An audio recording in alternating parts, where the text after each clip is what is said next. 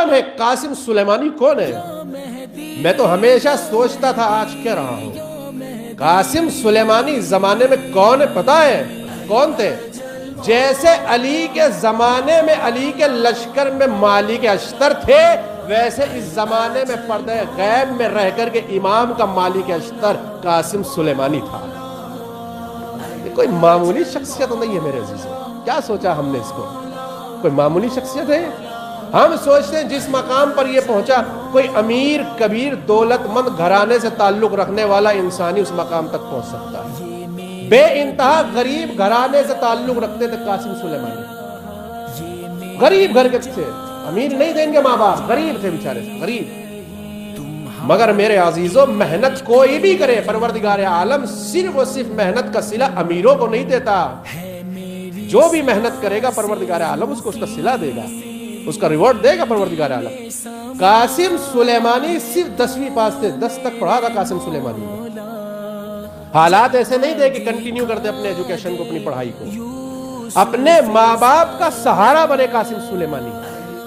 جب 79 میں انقلاب ایران کا آغاز ہوا، اسلامی انقلاب آیا ایران کے اندر، 79 میں جو آغاز ہو رہا ہے، توجہ دیجئے، انہیں انقلاب کا بڑا شوق تھا، بڑھ چڑھ کر کے حصہ لیتے تھے قاسم سلیمانی علی اللہ مقامہ، بڑھ چڑھ کر کے۔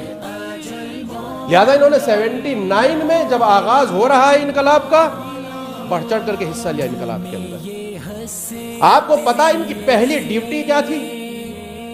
میں اپنے جوانوں سے کہوں گا کہ اگر تمہیں آئیڈیل بنانا ہے اپنا، تو قاسم سلیمانی جیسی شخصیتوں کو اپنا آئیڈیل بنانا۔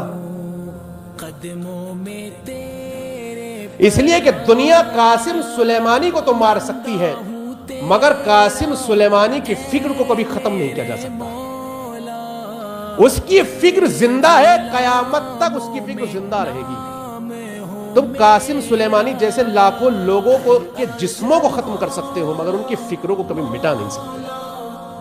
عرض کروں گا کیوں نہیں مٹا سکتے ان کی فکروں کو؟ میرے عزیزوں، ان کی ایز اے بسیجی پہلی ڈیوٹی کیا تھی بارڈر کے اوپر؟ پتا ہے آپ کو محاذ پر میدان جنگ میں کیا کرتے تھے؟ یہ میدان جنگ میں فوجیوں کو، سپاہیوں کو پانی پلایا کرتے تھے۔ اس سے بڑی ان کی کوئی ڈیوٹی نہیں تھی پہلے۔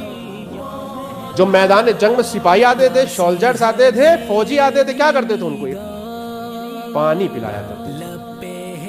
قاسم سلیمانی، وہ زندگی اور اب کی زندگی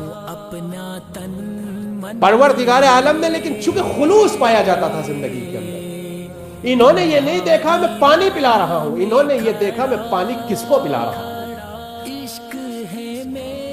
جو حدود اسلامی، مملکت اسلامی کے محافظ ہیں، میں ان کو پانی پلا رہا ہوں۔ اس کے بعد آپ کو پتا ہے، جب اس پانی پلانے کے بعد، اپنی اس پہلی ڈیوٹی کے بعد اس بندے نے قدم آگے بڑھایا، تو پتا کہاں پر پہنچا؟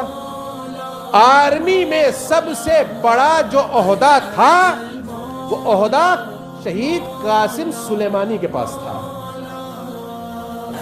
آرمی میں اس سے بڑا عہدہ تھا ہی نہیں کسی کے پاس جو ان کے پاس تھا۔ ڈائریکٹ اس عہدے کے اوپر پہنچے آرمی کے اندر، سب سے بڑا عہدہ تھا ان کے پاس۔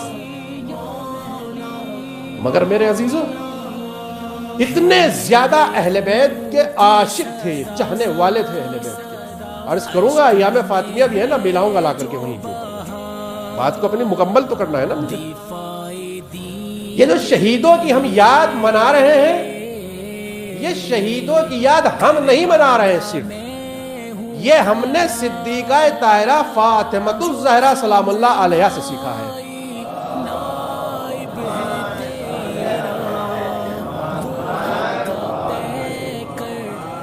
صدیقہ طاہرہ جب جناب حمزہ کی شہادت ہو گئی، جناب حمزہ چچا تھے نا ان کی جب شہادت ہو گئی، کون سی جنگ میں شہادت ہوئی تھی؟